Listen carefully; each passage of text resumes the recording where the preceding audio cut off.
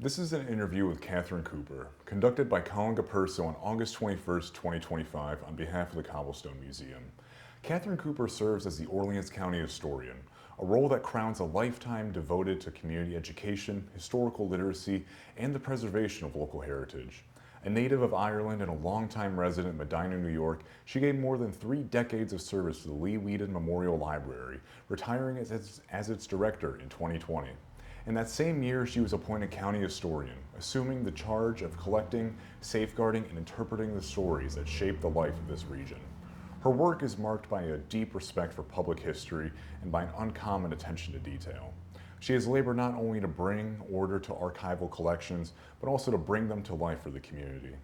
Through her weekly column, Illuminating Orleans, she has lifted from the quiet margins of history the people, places, and moments long obscured by the sweep of grander narratives. In so doing, she has forged a living connection between the county's past and its present, ensuring that memory does not remain static, but speaks with clarity to new generations.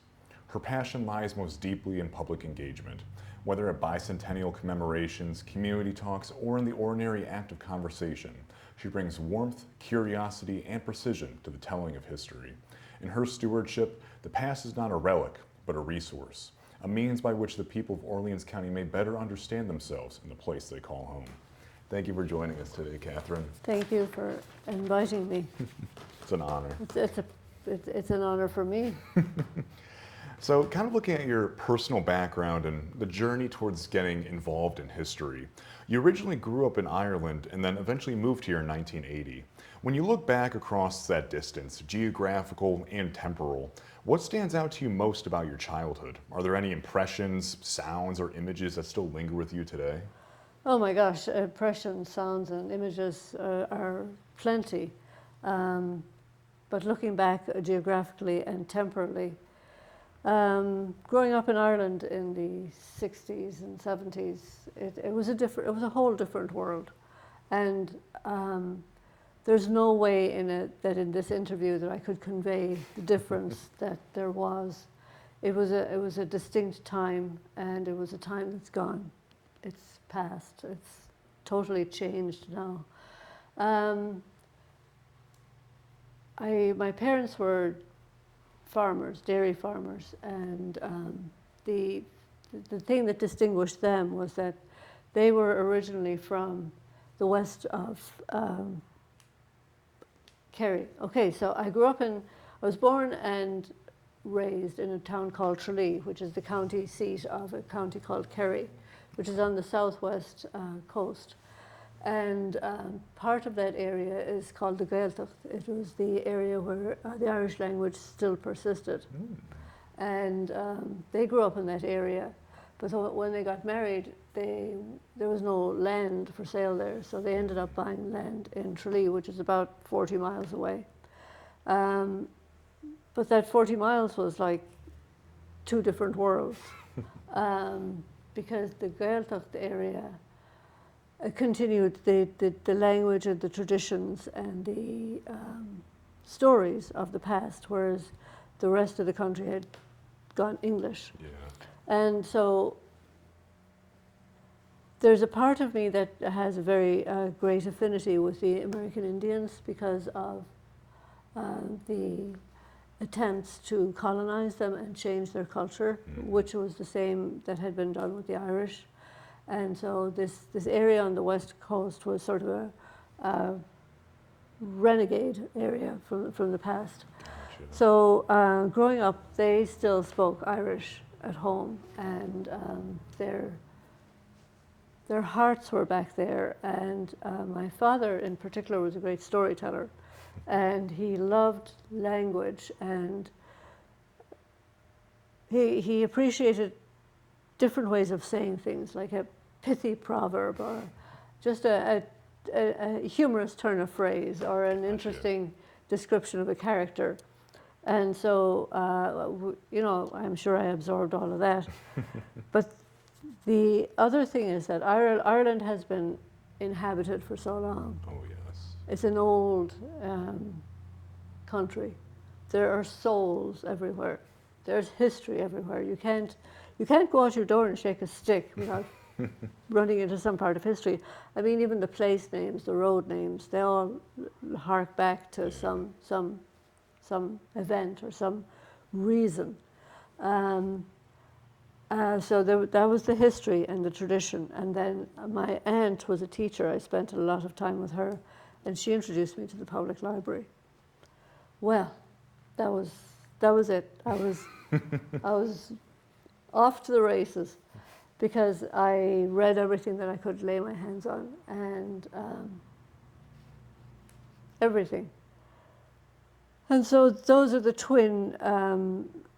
When I was thinking about this, I recognized that those were the twin traits that have propelled me forward. Yeah. The English, the reading, and the stories from the past. I studied English and history at UCC in college, and then I went on to become a librarian and work in history. And those are the two things that have determined my life, I guess. That's incredible.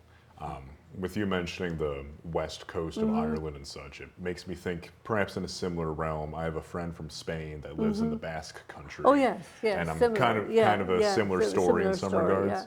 Similar Helps story. me contextualize a Yeah. little bit. That's incredible Yeah. though. And I mean, it's such a old place. An old One of place. the oldest languages known today. And particularly back around beyond Dingle, that area, it has a great soulfulness to it. And it has become a very popular tourist destination, which is a double-edged sword. But when I was growing up, our Irish, speaking Irish and all of that culture was still a bit looked down on. But that has all changed in the past 30 years, partly because of the education system. And I mean, this is a rabbit hole. It had to do with the changing in the education and the formation of what are called all Irish schools. And the children who went to those schools just learned Irish from the beginning. Yeah. And because they grew up with it, it became natural to them. And the other thing is, in recent years, there have been, say when Poland became a member of the EU, a lot of Polish people came to Ireland because they could get jobs there. And then in recent years, there has been an influx of Ukrainians and... Which makes sense. Yeah. So those groups of people come with their language and their culture, and I think the Irish really realized, oh, we've got a language and a culture. We can indulge in ours too and promote ours too, because they understand that the language and the culture define the people. Definitely. It's one of those central aspects to it. It's incredible. And growing up in Ireland, what made it distinct from your life here in Orleans County? Not only in, say, the customs, but perhaps in a quieter sense of belonging, or what it meant to call a place home in that regard. I think it was very similar in some ways to Orleans County of the time. Probably the rural aspect The in some ways. ruralness and the quietness and the conservative. And the religion. I mean, everybody in this area, there were many different religions. Ours were more confined. Yeah. But it would have been pretty much the same. Gotcha. Except that the church was very involved in all aspects of life, particularly education. Probably more of an umbrella than anything else. Makes sense. And then kind of thinking, as you had mentioned with education and perhaps the church being a little pervasive in that regard, what did education in Ireland look like? Not only in its formal sense, but what it perhaps awakened into you, or something that you learned. How were teachers or books influenced in how you see the world today in that regard? Education was very important. It was run by the church. I went to Catholic school where the nuns taught us in primary school and secondary school. We had nuns all the way through. The curriculum was challenging, but it was not. It was challenging in the amount of material that you had to absorb, but it was all absorption. Gotcha. It wasn't any open-ended presentation of material where you get the material and you think about it and you come to conclusions. Mm-hmm. The conclusions are. It was laid there for you. You just had to absorb it and regurgitate it for your exams. Gotcha. That's all you had to do. If you were a test taker, you were fine. If you were an outside-the-box thinker, you were in trouble. Ooh. Yeah. I'm wondering then, especially with that kind of rigidness, Mm-hmm. history in of itself and studying it is very open-ended. Would you say that upbringing and education made it difficult as a historian to kind of navigate these open-ended things and draw these conclusions? Yeah, we didn't think about open-ended things. We were given the facts and we absorbed them, and we didn't really question. Gotcha. That would have come later. Probably more college time. Yeah, college time. Yes. And I was lucky in that I came along at a time when free education had been set up in Ireland. Oh, definitely. Probably about five years before I got to college age, that had been set up, and it was a bonus for all of us. Oh, well, I envy you.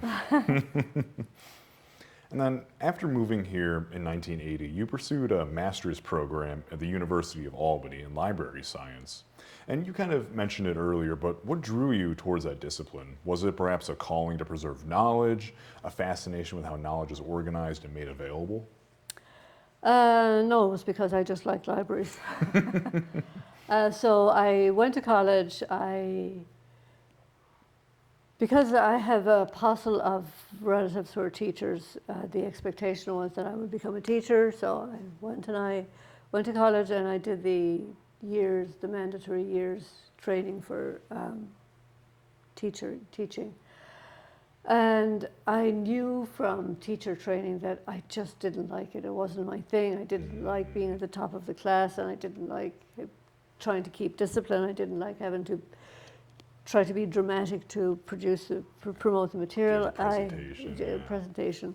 And as luck would have it, shortly after I finished, I applied for and got a job at the Dublin Corporation Public Libraries. And I have been working in public libraries ever since. It's amazing. So that was where I started, and then I got a job back in Kerry on the library service there. I worked there. I worked on the mobile library for a while. Ooh. We had the Kerry County Library had 2 mobile libraries, and we would go out each day. There was a driver and a library staff person, and we would traverse the mountains and highways and byways of Kerry, these small remote areas, and you would stop for 15 minutes. And people would come out of the shadows, out of cars, they were waiting for the mobile library. Yeah. And they would come on and pick their books and be checked out, and in 15 minutes we'd be on to the next. It's amazing. It was a great service. It still works, actually. It was a godsend to people out and. Oh, definitely. And I know that we have similar services here in the U.S., but I don't see it as ingrained or accessible in that regard. Speaking of Albany, the one thing I did notice so differently, that was so different from the diploma course at UCD, was that the diploma course at UCD was very academic. It was pretty much about how computers work and all of that, whereas the course here was very much more practical and hands-on. Gotcha.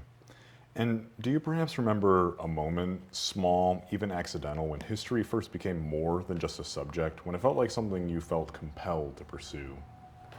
Possibly from reading when I was younger, reading historical novels, because I realized that they brought me back in time. Gotcha. And I could experience an era of history that I hadn't lived in. Yeah.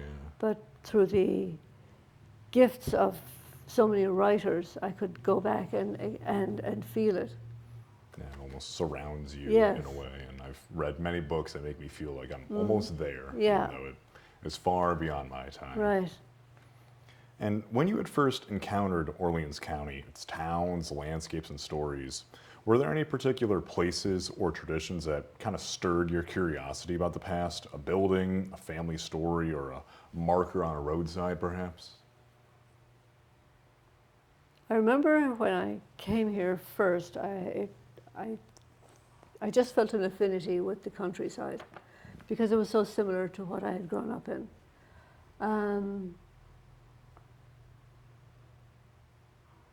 And the ruralness of it really appealed to me.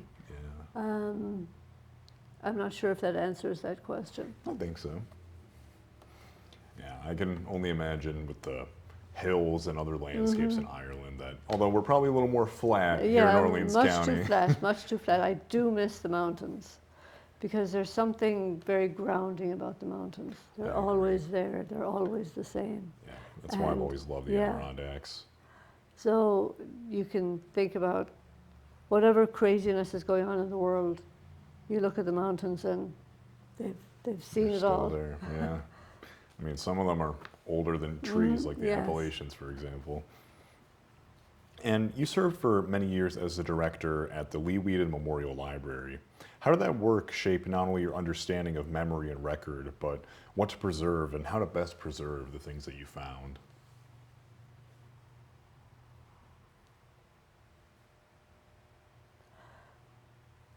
Memory and record. I'm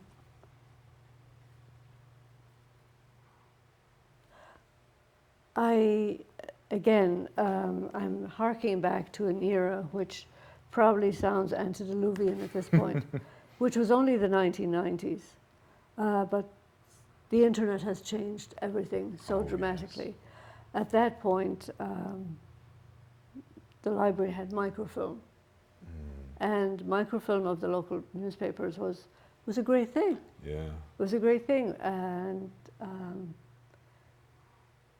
we even got to have a microfilm printer. And that was huge because you could print out what you saw. And if you think back to those days, we're so spoiled now. Oh yeah, it's all at our fingertips. It's all at our fingertips. Because then when you went for a search, you would have to know the date of what you were looking for. If you didn't have the date, say people would contact us for obituaries or for an account of something. If you didn't have a date, it was like a needle in a haystack. Yeah, impossible to find. My experience with history at Lee Weeden had to do with newspapers and microfilm because how I got interested in local history was a gentleman named Ed Grinnell.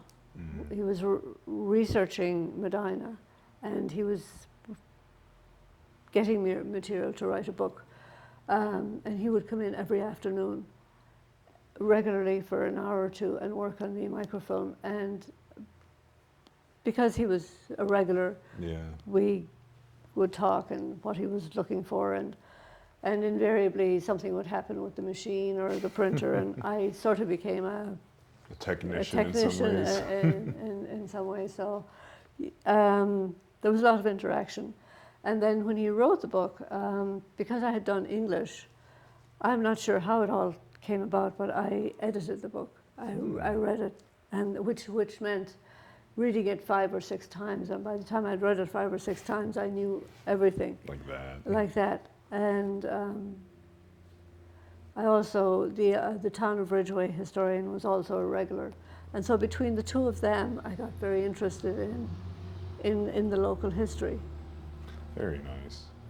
And then you mentioned earlier that you went to a Catholic school as part of your upbringing. And how did that kind of shape your upbringing in faith, whether it be ritual or belief, but in how you came to value memory, tradition, continuity?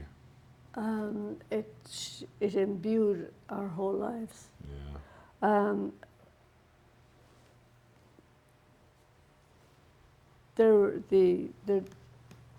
We were taught that the Catholic Church and the Catholic religion was the only true religion, and that was what we believed. When I was growing up, it was, if you went into a Protestant graveyard, it was a sin. Wow.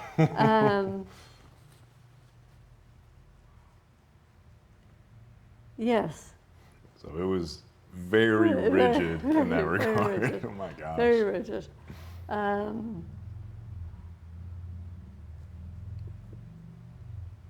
We were taught a lot about sin, and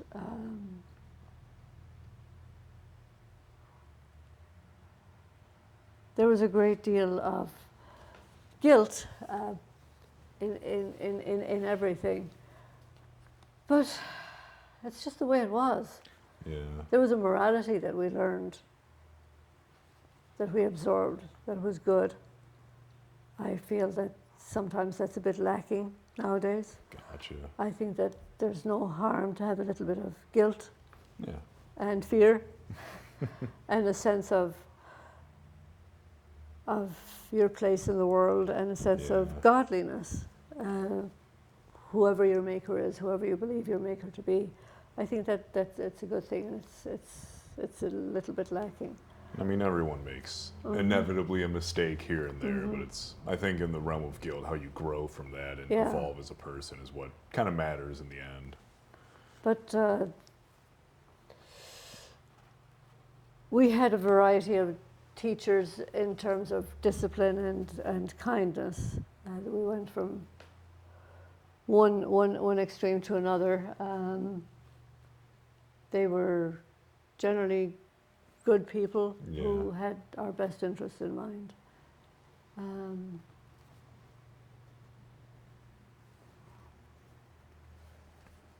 What was the question again?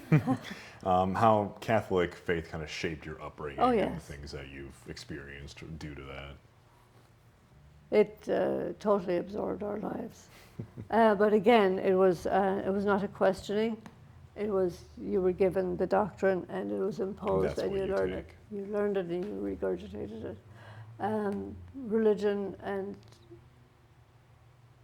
Religion was taught through the schools. Yeah. Say we would be prepared for First Communion through school. We would go to confession on the school day. Wow. We would leave the class and march down to the church and all of that. In secondary school, say in high school here, the students leave the classroom and go to another class. In our structure, we were in the same class all day, and the teachers would come in, and so before every new lesson, whether it was Latin or English, teacher would come in, you stand up and you say a prayer. Really? Every single class. Is that still kind of the case in Ireland today as much, or is it not so much? Not so much. So I know it's not really the thing here in the United not so States. Much. No, it's quite changed. I mean, the religious orders are still nominally in charge of the schools, but the society has become so changed and so non-religious that it's totally different. A little more agnostic in some respects, I would say. Yeah. Gotcha. Yes. And then at some point you became the county historian after serving at the library in 2020. A couple months later, if I remember correctly, you became the county historian.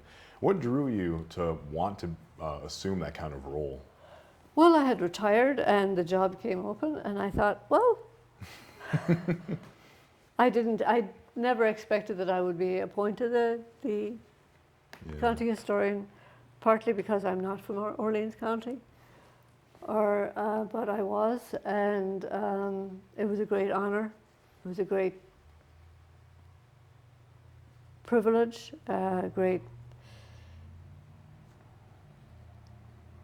yes, it was a great honor for me to have been appointed. It's an incredible role to it is an incredible role, and being familiar with the people in whose footstep I follow, that made it even more daunting and frightening and terrifying. But I just thought I would give it my best shot. You seem to warm up to it pretty well. And what does a typical week or even a day look like at the office? Or is there not even a typical day in that regard? There isn't. I usually go in with a plan in mind, and it's typical that I do not adhere to that plan. I work 2 days a week. I'm paid for 2 days a week. I work more than that. It has become my whole. Yeah. It's become an all-consuming thing, which is great because it keeps me occupied and Keeps you busy. keeps me busy, and I love it. It just becomes my mind. Typical. There are emails to be answered. There's usually some county stuff to deal with.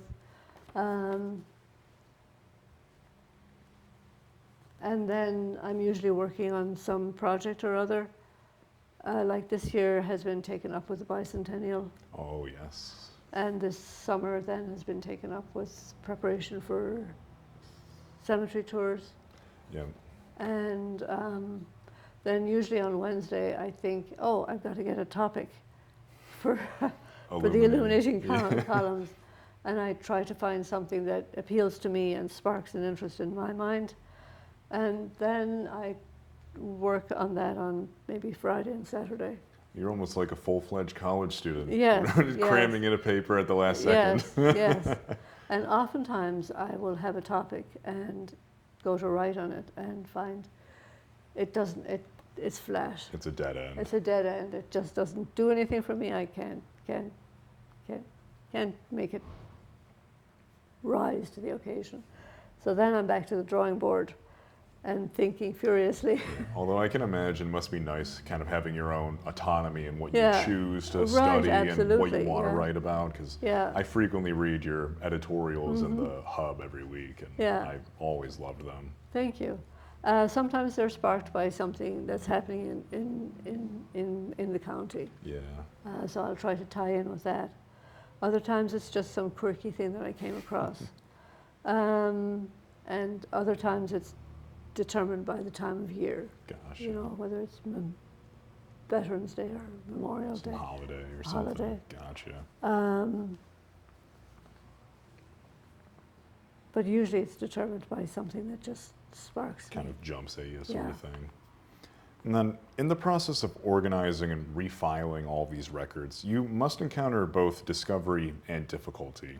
Could you share an example of where something like a document may have surprised you, or where the act of preservation itself just became somewhat of a puzzle to solve in the end? It's like cataloging a book.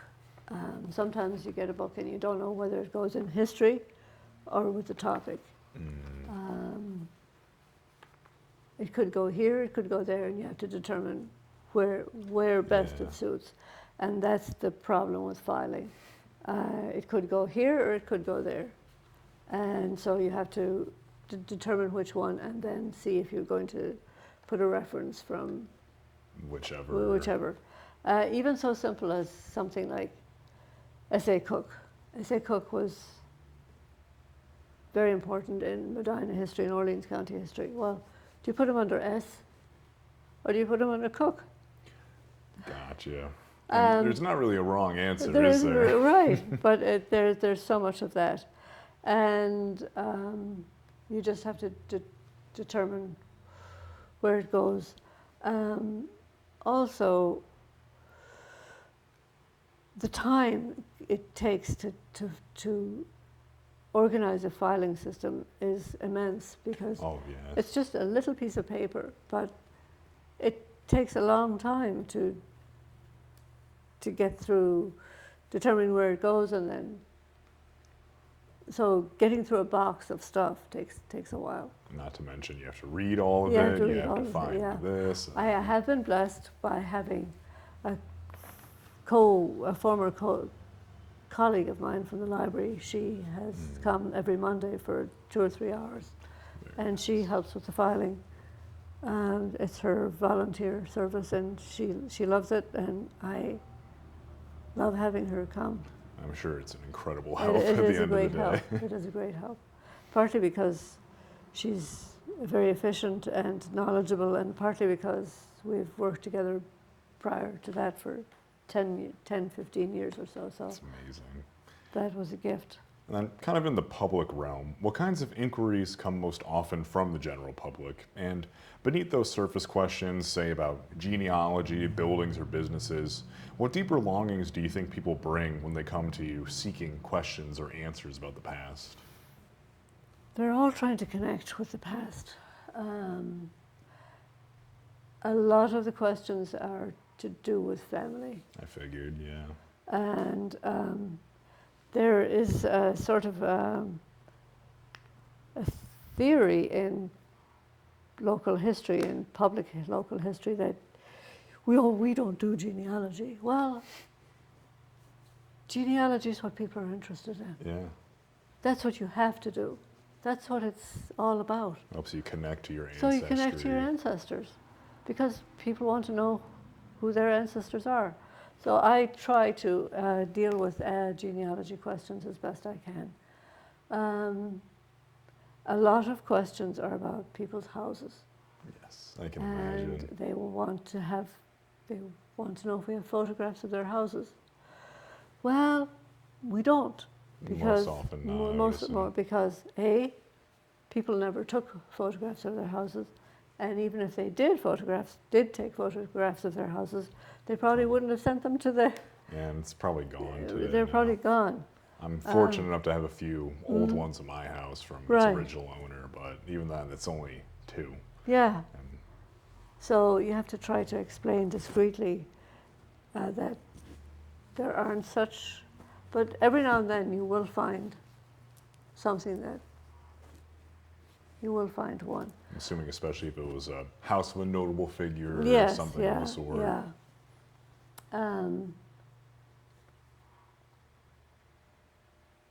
What other questions? Well, thinking kind of still in the public area, Mm-hmm. how do you approach the challenge of making historical records accessible to the public, not only as material to be consulted, but as stories that can be lived with and understood? I try to do that in the columns by indicating the material that we have. I will often say this came from such a file, or these photographs are on file at the Orleans County Department of History, just to give an indication of what is available and what is there.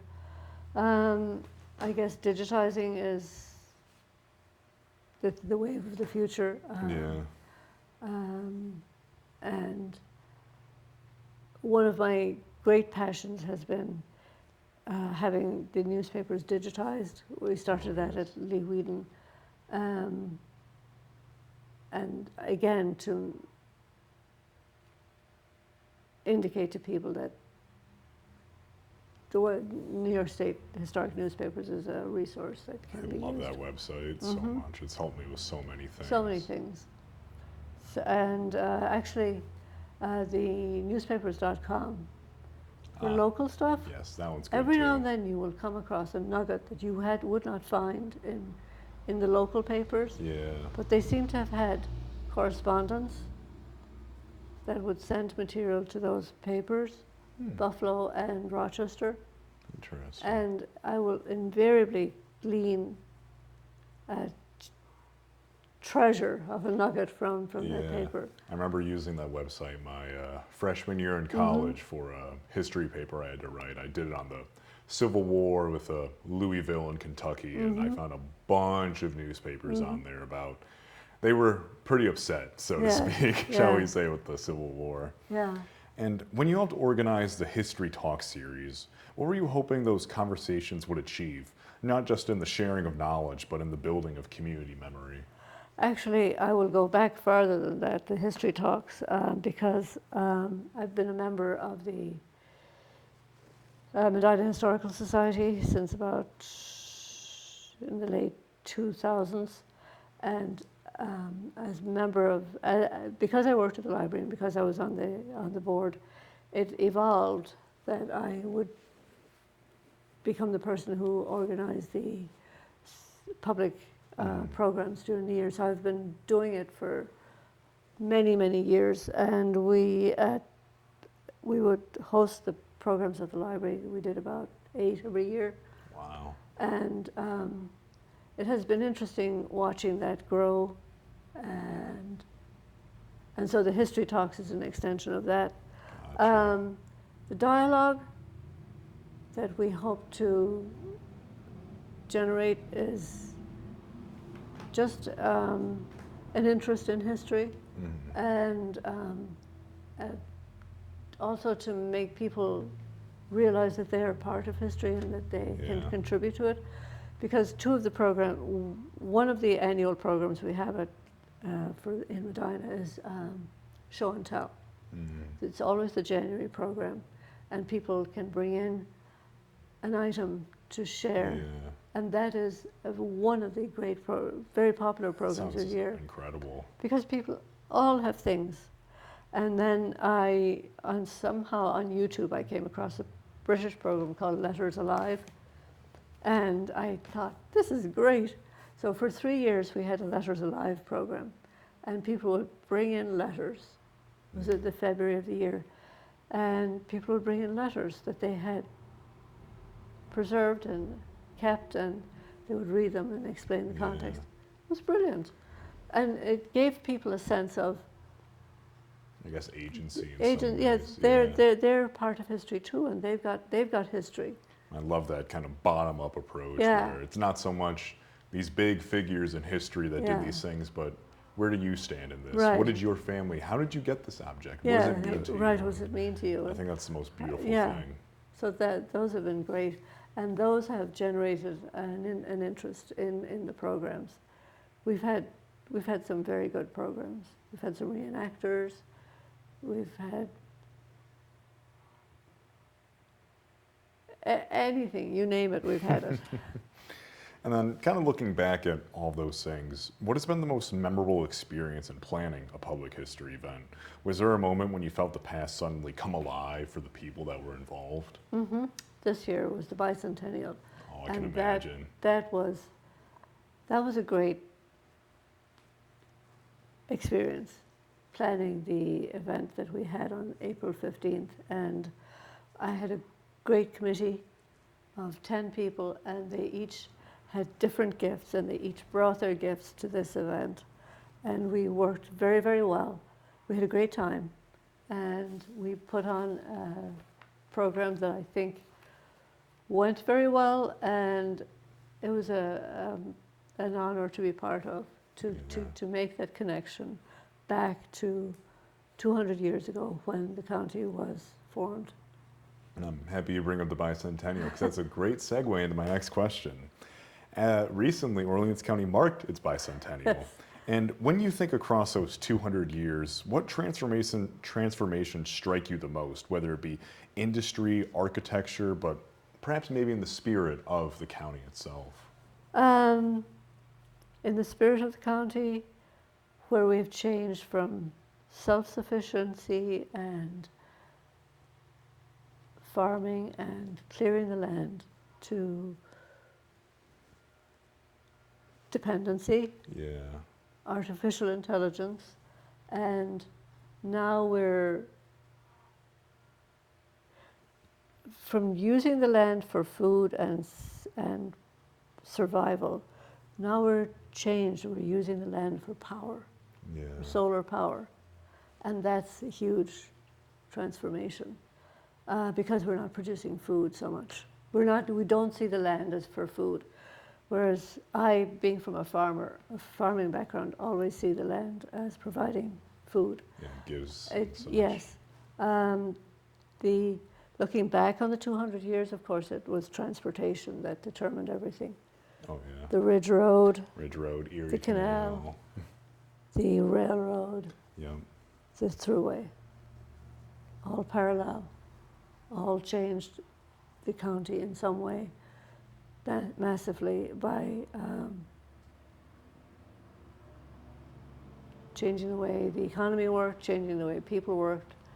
And then, of course, the county followed the main historical, cultural, sociological changes from as time went by. Religion grew, and then religion kind of dissipated a little dissipated, bit. and yeah. And I guess like the industrialization of things, you know, we're not inherently industrial, Industrial, but yeah. we can still kind of see these things happening. I think one of the most apparent contrasts in my experience of learning was kind of north of 31, that Main Street area where Burger King and other stuff, where there used to be these big luxurious houses and Yes, all torn yes, down all for torn down. business. Yeah. And it's a sad thing to see happen, Yes. but it's another product of the time of history in a really depressing sense. And you've also written about family bands, muck farming, and other overlooked stories. Why do you think that such stories, humble though that they may seem, carry so much meaning for the life of this county? Because they connect with the real people. I agree. And from my point of view, history is not all about the big houses and the big people. It's about the small houses and the small things. Exactly. Because that's what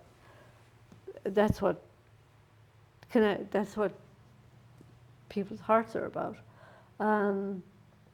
When I write my articles, I like to zone in and then zone out. Gotcha. And I like to present a story in such a way that you can draw your own conclusions. You can. I don't like to preach.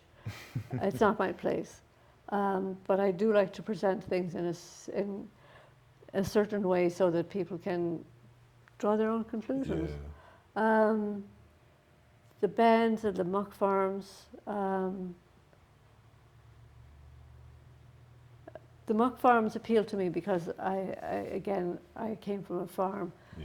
and I was interested in the muck and how it developed and what was this Western New York agricultural company, Yeah. and how did that get about, and why were these financial people from New York State involved in farming up here? Yeah.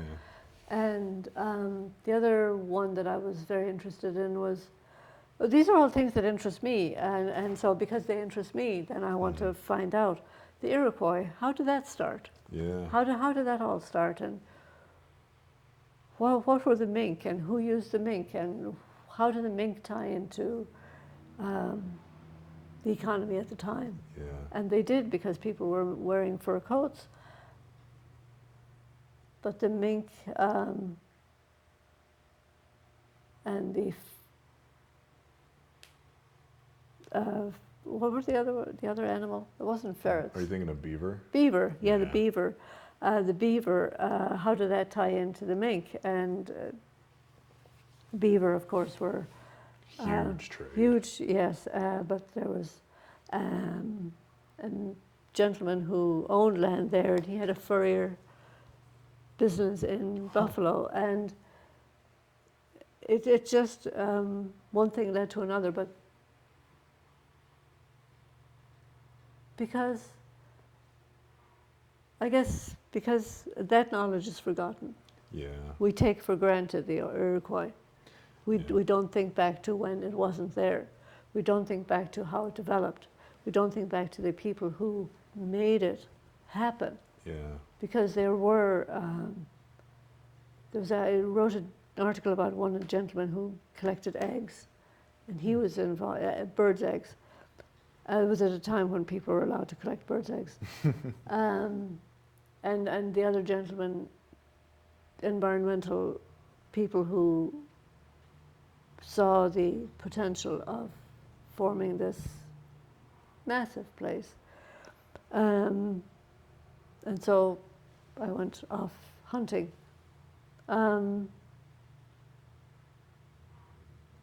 Yes.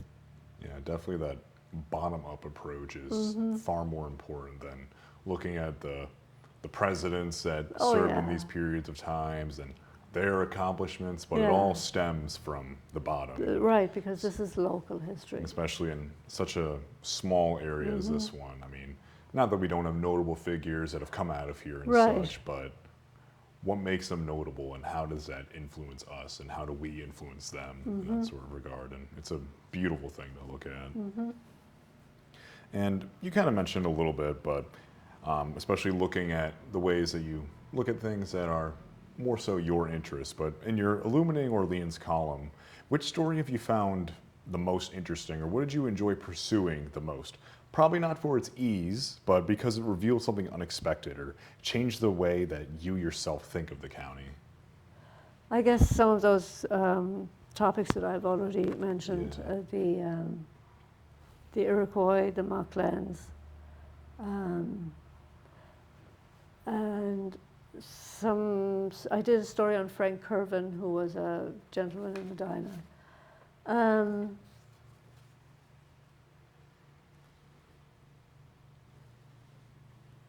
Just those quirky things that interest me, I guess. Yeah. And sometimes they're determined by a newspaper article that I will come across, reference to something.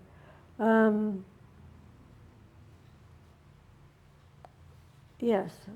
Very nice. And then kind of looking at all these things, what are you currently researching? And are there any subjects or neglected corners of history that you still hope to bring into light with your research currently? Well, right now I'm working on cemeteries because I'm getting ready for cemetery tours. I know you did, what was it, Millville recently? Millville, yes, and then this week I'm doing Greenwood, which is an interesting cemetery because it has a connection to the Norwegian. Yes, the Norwegian influx in 1825, and that's a whole fascinating topic. Other than that, I've always been interested in a gentleman from Medina. His name was George Kennan. He was his story is amazing, but that's a long story for another time. I'm always interested in barns. I would love to do a census of barns. Oh, that sounds amazing. But so far I haven't gotten to it. When I became Town of Ridgeway historian in 2012, I think, I tried to take photographs of barns in Ridgeway. But this might strike you as odd. Times have changed, and you cannot just drive up to a person's barn and take picture photographs. of it. Yeah. It's only less than 15 years, but the society has changed, and I would like to do that, but in order to do that, you have to get people's permission, and some people are very generous, and some people are very private, which is completely understandable. Yeah, it's up to them. But the thing is that the barns are our link to our agricultural past. Definitely. And they are beautiful. Even in decay, they are beautiful. I'll have to fill you in on my barn at some point. Oh, absolutely, absolutely. I live at the old Willard Densmore homestead. Okay.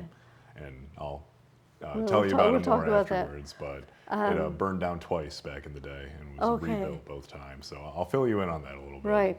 I've got a stash of photographs of Ridgeway barns. Yeah. And actually, in the last 2 weeks, 2 of those barns have burned.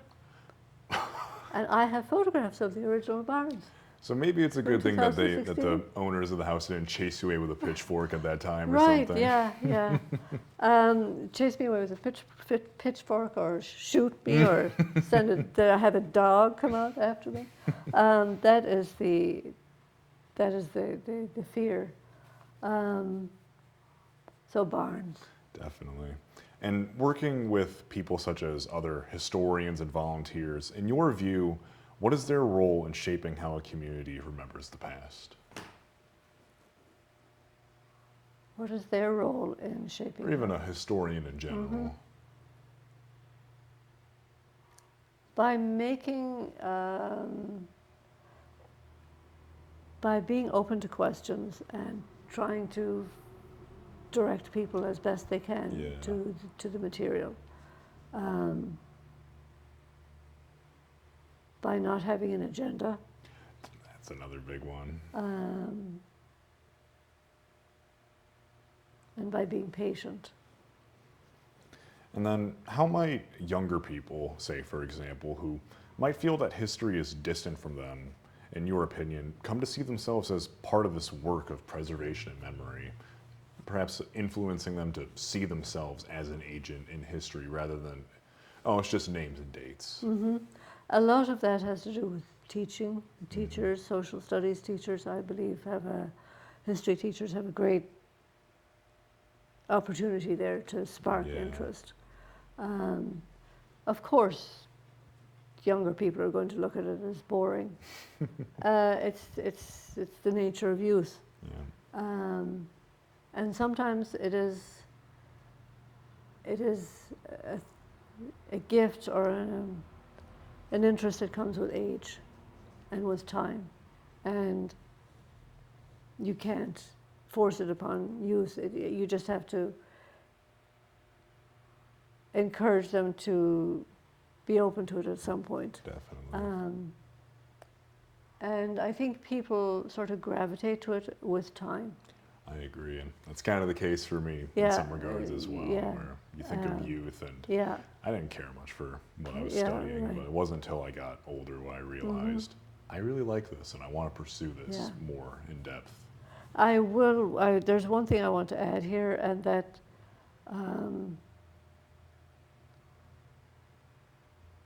my husband's family and his background has been a great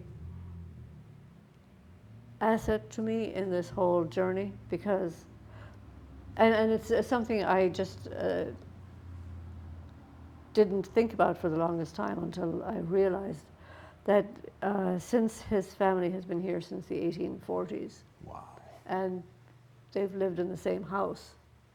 All the way through. All the way through. Well, actually, it was 1869. But still, from 1869. So there's so much history in the house, and just getting familiar with that gave me a great background in the county. And then also, since he had a funeral home, he knew everybody. And he knows the connections between people, and that has been a great asset. Oh, I can only imagine. A resource, because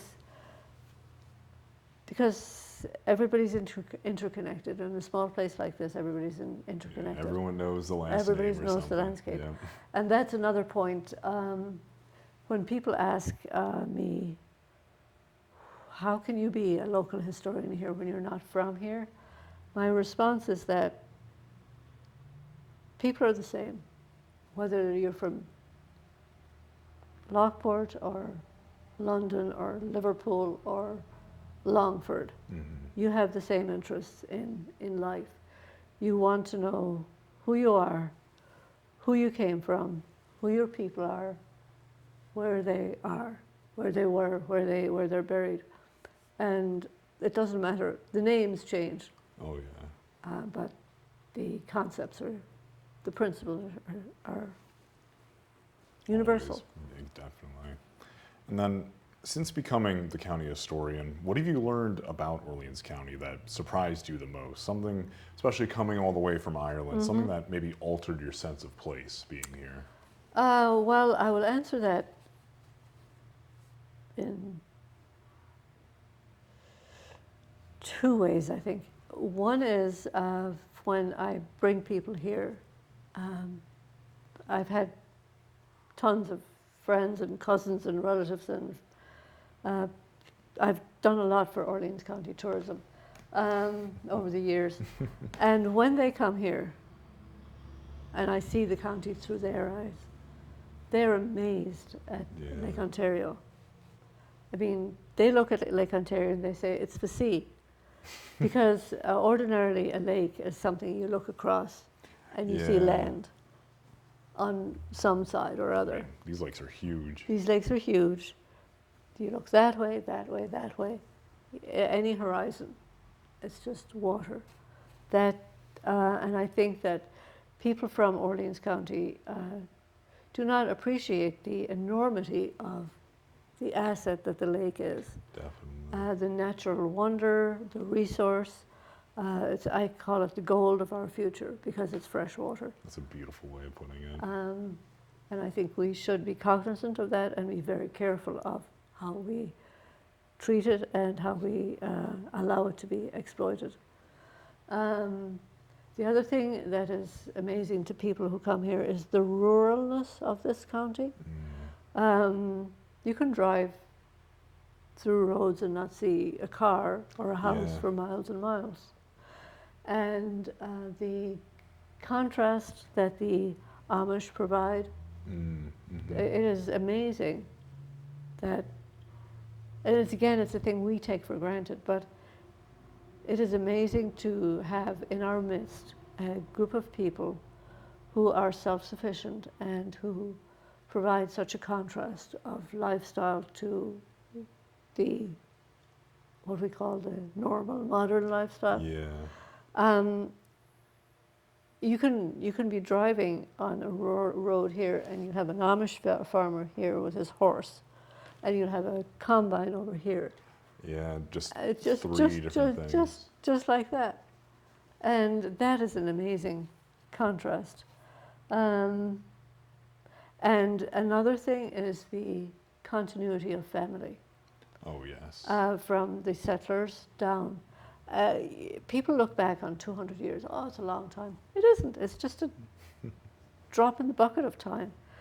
But it is amazing that so many families who were the early settlers here still have descendants in the area. Yeah. And in public perception, the press, not the press, but movies and television, how America is perceived, it's perceived to be very rootless. Yeah. But it isn't, in fact. It's very rural and very rooted. Which is, it's funny to think of in that regard, where I say to someone not from New York State, I'm from New York. Yeah. Immediately gravitate towards the city. Yeah. But we're so much more than just our urban aspects. Yeah. And then we kind of tapped into it earlier, but why does local history matter? And why does it matter here, in a county so small on the map, but so large in the memory of its people?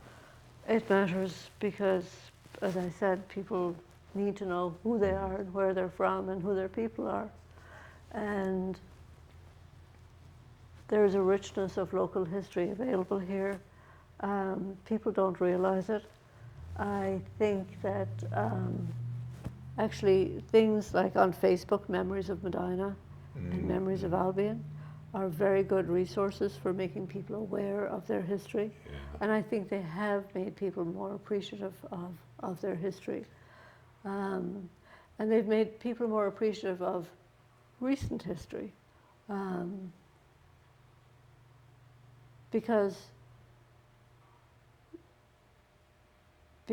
many of the connections on there are towards recent events or recent photographs or all of that. I have an affinity for the towpath trading post thing on Facebook, and while it sometimes gears more towards Buffalo area, it's still these local things that occurred in this region of New York, and I find that immensely valuable in the end. I think people are more interested in it, they're more open to it, they have more of an appreciation of it.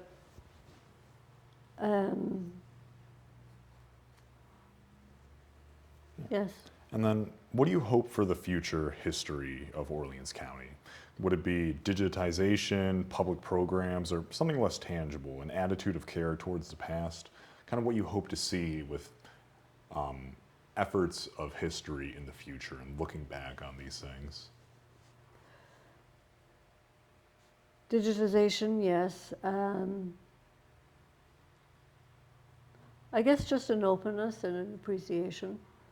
And I think, again, as I said, I think that is coming about through, say in Medina, the revitalization of Bent's,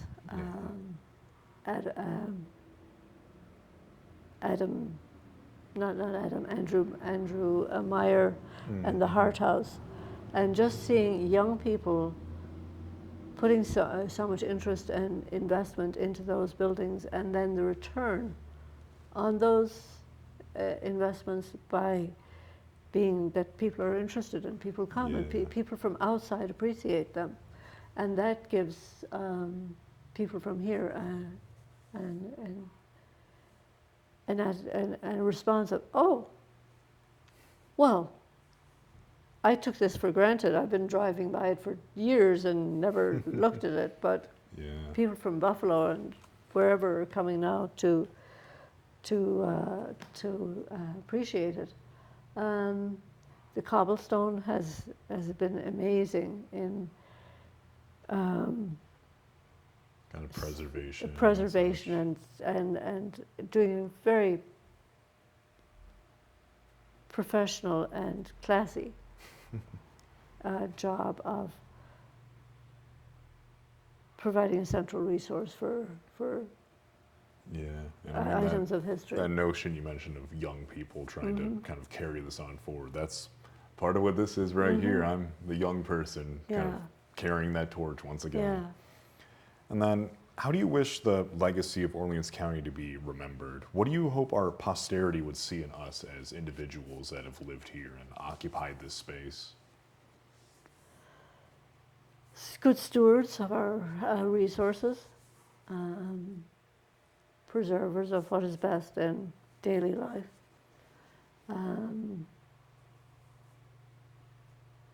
Ethical people going forward. Yeah. And then my last question for you, which is more for yourself, is what legacy do you hope to leave behind with all of your accomplishments, engagement, and work that you've done throughout your life?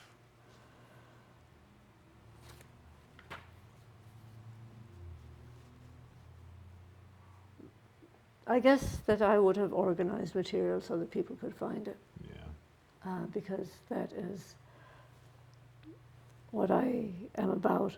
I've often said that I don't need to know everything, I just need to know where to find it. Exactly. I feel the same way. Or where to direct people to find it. And just maybe by my example of being somebody who wasn't from here but who promoted the history of the area because it is worthwhile. Yeah.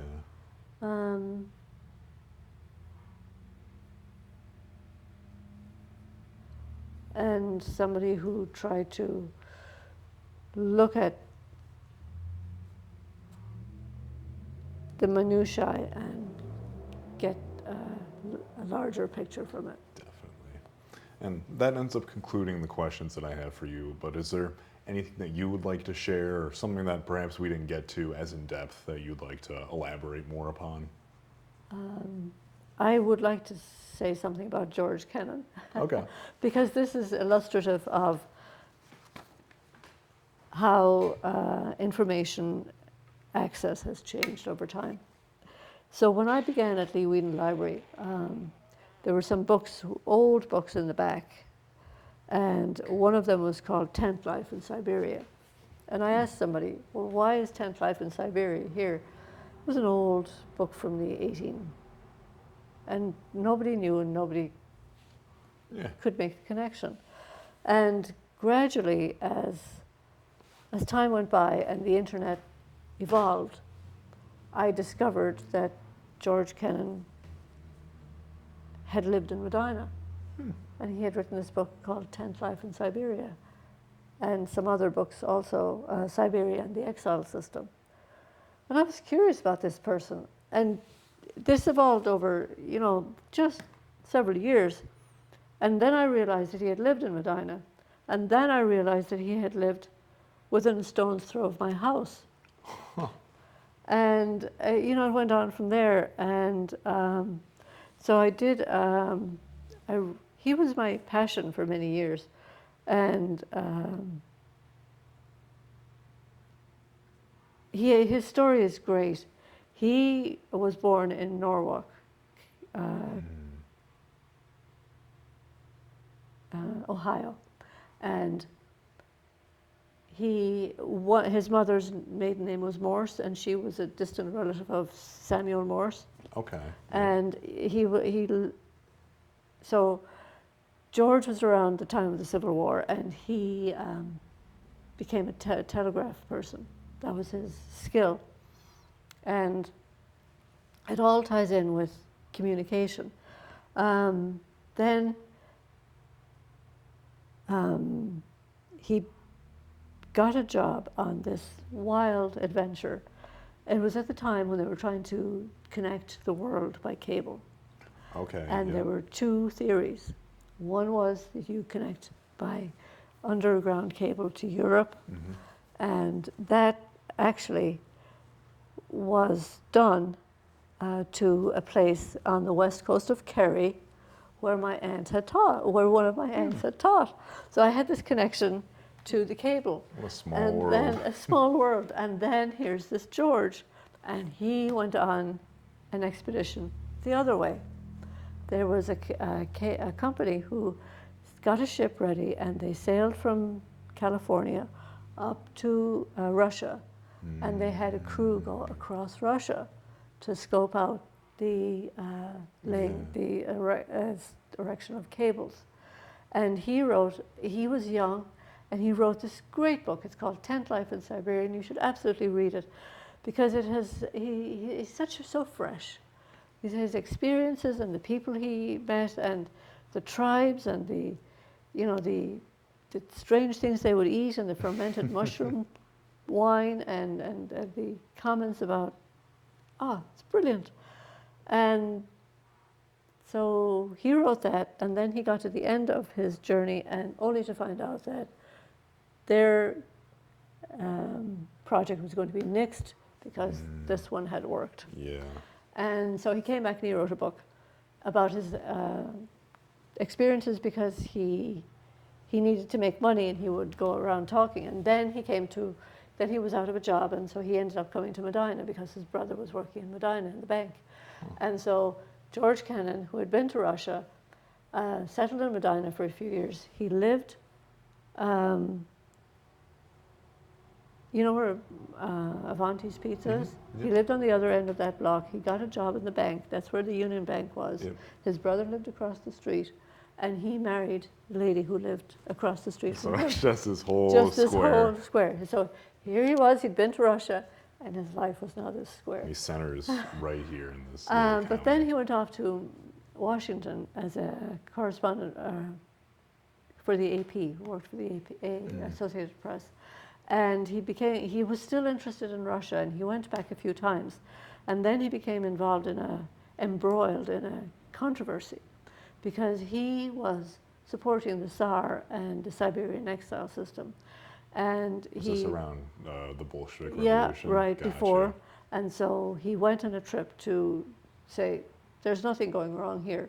And then when he got there, he found that it was horrible and absolutely cruel and inhumane, and he came back and he wrote a book about that. And he became the expert on Russia at that time. And he still maintained his home in Medina, and he and his wife were back and forth. And then he ended up dying, and he's buried in Boxwood. And that's George. And fascinating story. Yeah, that's incredible. I Yeah. never realized that. Yeah. I guess someone from such a small place could yeah. have accomplished so So much, much. especially so far away. Right. I And mean, this is the strange thing about it, he had a great nephew whose name was also George Kennan, whose date and month birth they shared, but not the year. I'm sure that totally wasn't confusing Right. as you were looking through. Yeah. So when you're looking for stuff, it's so because all you get is George Frost Kennan, Yeah. because he was involved in Russia. He was a big diplomat, and he also got thrown out of Russia, just as his great nephew. Both George Kennans ended up being exiled from Russia. And just thinking that this predates the formation of the Soviet Union as yes. well. I mean, this is Right. Tsarist Russia here. And my George, as I call him, my George had an observation that the Bolsheviks will never change their spots. And it has proved to be Yeah. true. So that's George. That's incredible. But there's an example of a relatively forgotten person who can be discovered through searching, and there may be more out there. Oh, I'm sure that there are so many untapped stories that are just waiting to be found of someone or something in this area. But actually, this may sound very strange. It all depends on whether people want to be found. This is true as well. And George would often, I think he would tap me on the shoulder and say, I think I'm being forgotten about. And there's an element of serendipity in local history. Yeah. Sometimes you will just come across the right thing at the right time.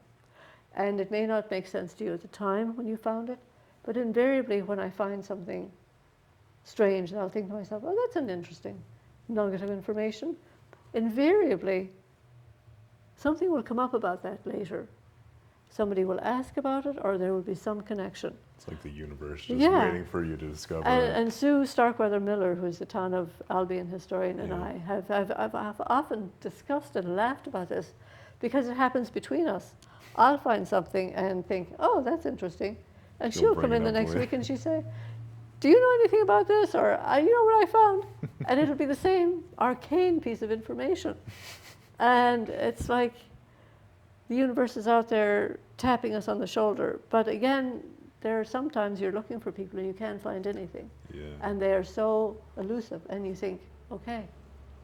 I've had this happen with papers I've written where I'll find maybe this one guy said this beautiful thing, and I'm like, I want to find more about him. Nothing. There's nothing. No. It's just a one documented thing. He does not want to be found. Yeah. And in this world of facts and science, that doesn't make sense. But in the world of history and spirits and people from the past, it does. They're all kind of looming in some regards. And there ends my tale. That's amazing. Is there anything else that you'd like to share? Thank you very much for this opportunity. As I say, I rarely am the person being asked the questions. I hope I made sense. I hope it was coherent. Hope I was challenging enough. Oh yes, very challenging. Very, very challenging. Great questions. I appreciate it. Well, thank you so much for joining me today. You're very welcome. You're doing a great service for everyone. And you also, and I think I have no fear of the future because I think, I know who could be the next county historian. Oh, I'm honored. Well, again, thank you so much. Thank you.